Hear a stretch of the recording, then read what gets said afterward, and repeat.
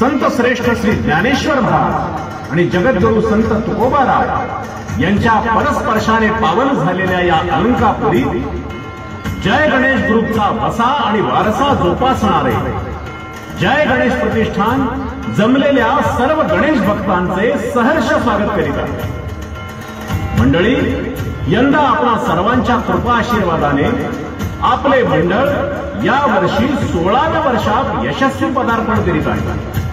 मंडळाने आतापर्यंत विविध विषयांवरील देखावे सादर करून समाज प्रबोधनामध्ये उल्लेखनीय कार्य केलेले आहे। मंडळी हो, मंडळ या वर्षी समाजातील ज्वलंत आणि जिवंत प्रश्नावर आवाज उठवणारा आणि या सोशल मीडिया नावाच्या राक्षसाच्या आहारी गेलेल्या जनतेला जागा करून त्यांच्या डोक्यात जागृतीचा प्रकाश टाकणारा, सोशल मीडियाचा दोन्ही बाजूंनी समान विचार करायला शिकवणारा एक जिवंत देखावा, सोशल मीडिया एक दुधारी शस्त्र, हा देखावा आपणासमोर सादर करीत आहोत।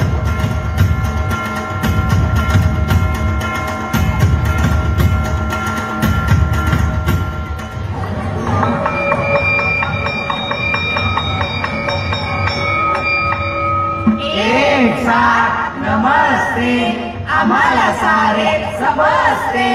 बर, चला हजेरीच्या पटापट। सूरज पवार सर, मी ऐका मन। शांत बसा रे। सूरज बाळा, कमॉन कमॉन, या जरा अशी उजव्या हातावर या। हा, आता मला सांगा, शाळेत यायला उशीर का झाला? आणि कालही दांडी मारली होती तू, का असं केलं? अहो गुरुजी, काय सांगू तुम्हाला, काल शाळेत यायला निघालो आणि अचानक माझी आजी स्विच ऑफ झाली हो। सूरज, अरे काय आजी स्विच ऑफ झाली म्हणजे नक्की काय झालं? अहो गुरुजी, स्विच ऑफ झाली म्हणजे माझ्या आजीला झटका आला, झटका। अच्छा, झटका आला म्हणजे तुझ्या आजीला हार्ट अटॅक आला असं म्हणायचंय का तुला? अहो गुरुजी, तेच सांगतोय की मग मी तुम्हाला। पण मग मला सांग, तुम्ही त्यांना हॉस्पिटलमध्ये नाही घेऊन गेलात का? अहो गेलो होतो की हॉस्पिटलमध्ये, पण हॉस्पिटलमध्ये नेऊन तिला पहिली रिचार्ज केली। रिचार्ज केली? आता रिचार्ज केली म्हणजे नेमकं काय केलं? अहो गुरुजी, रिचार्ज केली म्हणजे हॉस्पिटलमध्ये नेऊन तिला पहिली सलाईन लावली। अरे बापरे, रिचार्ज केली म्हणजे सलाईन लावला, ठीक आहे। मग तरी पण तुझ्या आजीला फरक नाही पडला? नाही हो गुरुजी, सलाईन सुरू असताना अचानकच हँग झाली ती। हँग झाली? आता हे काय बाबा नवीनच? अहो म्हणजे एकाएकीच गप पडली हो। बापरे, मग पुढं काय झालं? पुढं काय, आम्हाला वाटलं आजीची बॅटरी चार्ज होऊन आजी रिफ्रेश होईल, पण कशाचं काय, शेवटी तिच्या डोळ्यांची उघड दाखवून तिच्या डोळ्यांचा डिस्प्लेच गेलो। डिस्प्ले गेला म्हणजे? अहो म्हणजे आजी गचकली। अरे सूरज, काय ही तुझी भाषा? अरे तुम्ही त्या सोशल मीडियाच्या एवढ्या आहारी गेला की तुम्ही तुमच्या नातेवाईकांना सुद्धा त्याच भाषेत बोलायला लागला। बघितलं का मंडळी, आज या सोशल मीडियाने या वयाच्या मुलांवर सुद्धा आपल्या मेंदूचा ताबा मिळवला। आणि हे जर चित्र असंच राहिलं तर हीच लहान मुलं मोठी झाल्यावर याही पेक्षा भयानक चित्र आपल्याला दिसेल। ही परिस्थिती जर का थांबलीच नाही तर भविष्यात हाच सूरज कसा असेल ते एकदा पुढच्या प्रसंगातून बघाच।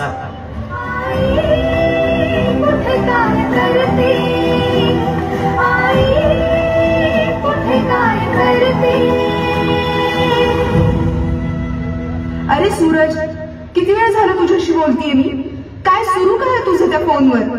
अगं आई, काल रात्री आपल्या शहरात एका महापुरुषाच्या पुतळ्याची विटंबना झाली आहे आणि ज्यांनी विटंबना केली आहे तो खरं तर एक माथेफिरू आहे।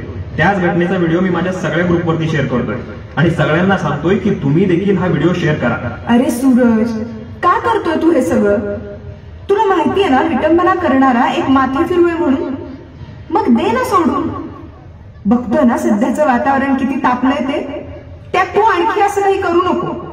लोकांना तेवढंच हवंय, ठेव तो फोन। आई, तू शांत बस ग, तुला यातलं काही कळत नाही। विटंबना करणारा एक माथेफिरू आहे हे फक्त मला माहितीये, जगाला कुठं माहितीये? होऊ दे दंगा, होऊ दे व्हायरल, असंही काय काम नाहीये सध्या माझ्याकडे, म्हणून काहीतरी आपला टाइमपास।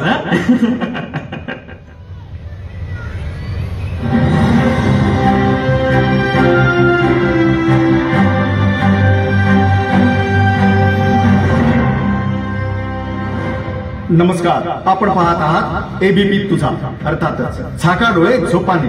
आज सकाळच्या बातमी सत्रामध्ये एक मोठी बातमी हाती आली आहे, ज्या बातमीमुळे संपूर्ण महाराष्ट्रात तणावपूर्ण वातावरण सुरू झालं. अनेक शहरांमध्ये दंगली सुरू झाल्या, काही ठिकाणी बसेस जाळल्या जातात, सर्वत्र खळबळजनक परिस्थिती निर्माण झाली. ज्या बातमीमुळे सगळं सुरू झालंय ती घटना म्हणजे काल रात्री श्रीरामपूरमध्ये एका महापुरुषाच्या पुतळ्याची विटंबना झाली. त्याचा व्हिडिओ एका तरुणाने आपल्या मोबाईलवरून सर्वांना शेअर केलाय आणि मग ठिकठिकाणी या घटनेचे पडसाद उमटू लागले. अनेक अफवा पसरल्या जात आहेत. पोलिसांनी नागरिकांना आवाहन केलेलं आहे की या घटनेच्या संदर्भात कोणताही व्हिडिओ किंवा फोटो शेअर करू नये. बुलेटिन मध्ये वेळ झाली आहे एका छोट्याशा ब्रेकची, पण ब्रेक घेण्यापूर्वी आपण पाहणार आहात त्याच घटनेची काही क्षणचित्रे. आपण कुठेही जाऊ नका, पाहत रहा फक्त एबीपी तुझा, अर्थातच झाका डोळे झोपाने.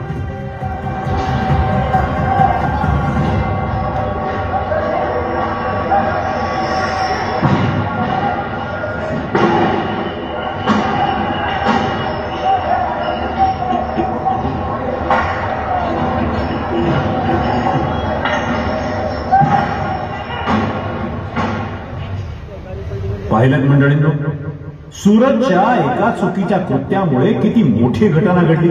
आपल्याही घरा आजूबाजूला किंवा स्वतःमध्ये असे सूरज तयार होण्यापूर्वीच हे सगळं कुठेतरी थांबवायला हवं. कारण सोशल मीडिया हा शब्द आपल्या कानावर पडल्यावर आपल्या डोळ्यासमोर विविध चित्र निर्माण होतात.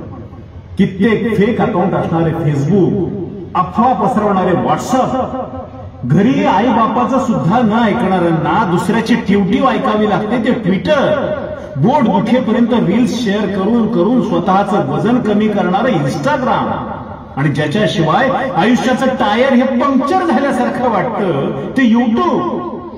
ही सोशल मीडियाची काही माध्यमं आहेत. मंडळींनो, मुळात सोशल मीडिया या शब्दाचा अर्थ सामाजिक असावा, परंतु कर्तव्याची जाण आणि जबाबदारीचं भान नसणारे युवक जेव्हा अजाणतेपणी याचा वापर करायला लागतात तेव्हा हीच सोशल मीडिया समाजासाठी आणि समाजाच्या हिताची आहे यावरच प्रश्न निर्माण व्हायला लागतात. आणि मग आजच्या युवकाचं मन हे व्हॉट्सअपच्या स्टेटसला दिलेलं आहे.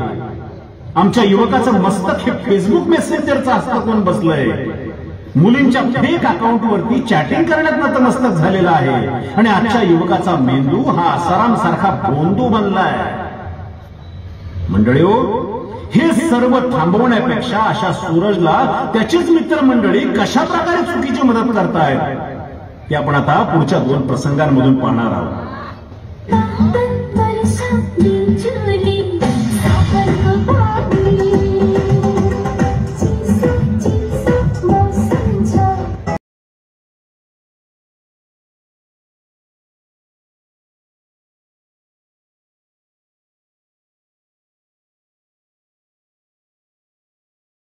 ए भैया, अरे कधी येणार आहे आपली लैला?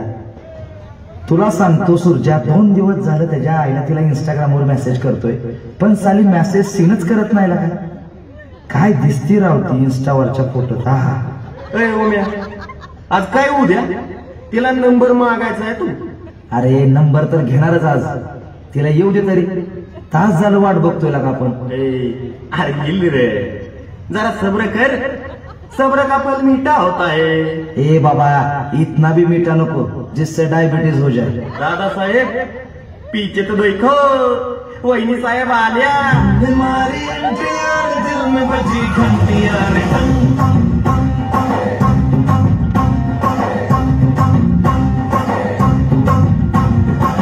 हमारी एंट्री दिल में बजी घंटियां रे.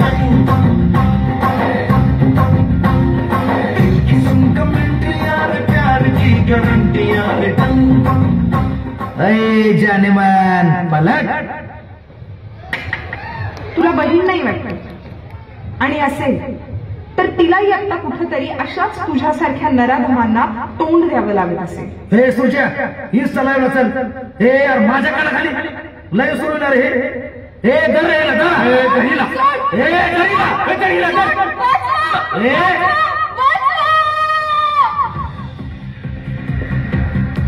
नमस्कार. महाराष्ट्रामध्ये आज आपण पाहणार आहोत एक अशी बातमी की ज्या बातमीमुळे सर्व महाराष्ट्रभर चिंतेचं आणि भीतीचं वातावरण पसरलेलं आहे. आणि ती घटना म्हणजे काल भर दिवसा पुण्यासारख्या शहरात एका तरुणीवर झालेला अत्याचार आणि भ्याड हाड, ज्या देशात स्त्रीला देवी मानले जाते, ज्या देशात राजमाता, राष्ट्रमाता आई जिजाऊ, राणी लक्ष्मीबाई, पुण्यश्लोक अहिल्यादेवी होळकर अशा अनेक कर्तबगार स्त्रिया घडून गेल्या, आज त्याच देशात आपल्या आया बहिणींच्या इज्जतीची लक्तर अशी वेशीवर टांगली जात आहे. आज 76 वर्ष झाली आपल्या देशाला स्वातंत्र्य मिळून, पण तरी आजची स्त्री सुरक्षित आहे का, हा प्रश्न आज महिलांना पडलेला. आमचे प्रतिनिधी आज त्या पीडित महिलेच्या घरी पोहोचलेले. त्या तरुणीच्या आईची काय परिस्थिती आहे हे जाणून घेणारं आमचं चॅनल पहिलं आहे. चला आता ऐकूयात त्या मुलीच्या आईची पहिली प्रतिक्रिया. हॅलो अतुल, माझा आवाज ऐकू येतोय? हा, तर मग सांगू शकशील का काय परिस्थिती आहे तिथली? हो विक्रम, नक्कीच. नमस्कार, मी अतुल आणि आपण पाहत आहात IBN ठोकमार. आज आपण जाणून घेणार आहोत त्या पीडित मुलीच्या आईची पहिली प्रतिक्रिया. आपण पाहू शकता, हे आहे पीडित मुलीचं घर आणि या आहे त्या पीडित मुलीची आई. तर काकू, आम्हाला सांगा, तुमच्या मुलीवरती जो काल भर दिवसा भ्याड हल्ला झाला आणि अत्याचार झाला, तर तुम्हाला त्याबद्दल काय वाटतं? लाज नाही वाटत असले प्रश्न विचारायला? तुमच्या मुलीवर अत्याचार झालाय आणि तुम्हाला काय वाटतंय? तुमच्या चॅनलचा TRP वाढावा म्हणून भीक मागितल्यासारखं हे डबडं घेऊन हिंडता, एखाद्या बातमीला तेल मीठ लावून दाखवता. तिकडं माझी मुलगी हॉस्पिटलमध्ये आज शेवटच्या घटका मोजती. तिला काय हवंय, तिची परिस्थिती कशी आहे हे विचारायचं सोडून असले फालतू प्रश्न विचारताय की तुमच्या मुलीवर अत्याचार झालाय तर तुम्हाला काय वाटतं? चला निघा, चालते ऐकून.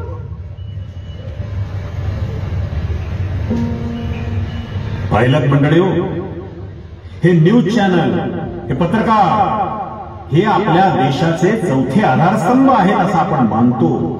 परंतु स्वतःच्या चॅनलचा TRP वाढवण्यासाठी हे न्यूज चॅनलवाले कशा प्रकारे खालच्या थराला जाऊन काम करतायत. अरे मोठमोठ्या नेत्यांना विकल्या गेलेल्या पैसे खाऊ मीडियावाल्यांनो, जरा फिरवा की तुमचे कॅमेरे आमच्या ऊसाच्या फळात.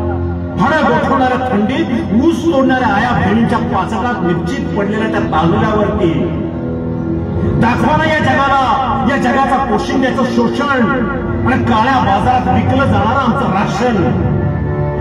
दाखवा एकदा शेतकऱ्याच्या पोरांच्या फुटलेल्या पाट्या आणि हरवलेली पुस्तकं नांगरलेल्या शेतात. शेतकऱ्याचं बांधावरचं जगणं दाखवा, रात्रंदिवस राबणं दाखवा आणि दाखवा कोवळ्या हातातील कोयते.